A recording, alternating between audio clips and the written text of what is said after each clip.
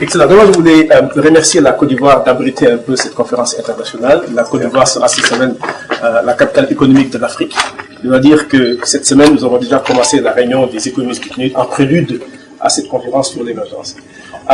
La conférence de l'émergence est une façon de traduire l'essai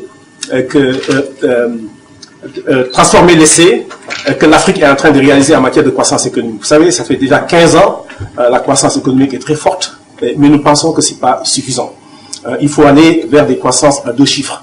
Et l'objet de cette conférence, c'est voir comment transformer les économies pour avoir cette croissance à 2 chiffres. Et vous avez raison de poser la question, qu'est-ce que le peuple attend de tout ça? Nous disons que la croissance économique n'est pas suffisante pour avoir un impact sur le social et sur le développement humain. Il faudra que les fruits de la croissance soient partagés par tous et partout.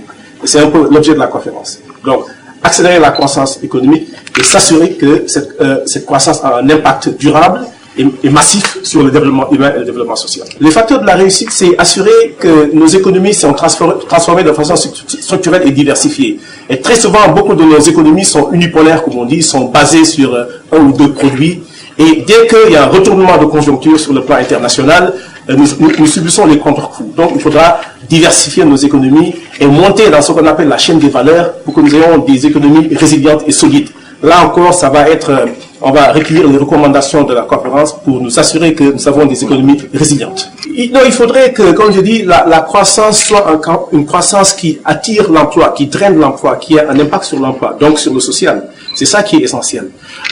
Et on a vu souvent les croissances tirées par les secteurs, disons, de l'industrie extractive. On sait souvent que ce sont des secteurs à capital intensif, pas des secteurs disons, à emploi intensif. Donc, il faudra assurer que ces secteurs-là sont raccrochés à d'autres secteurs, dont notamment le secteur agricole.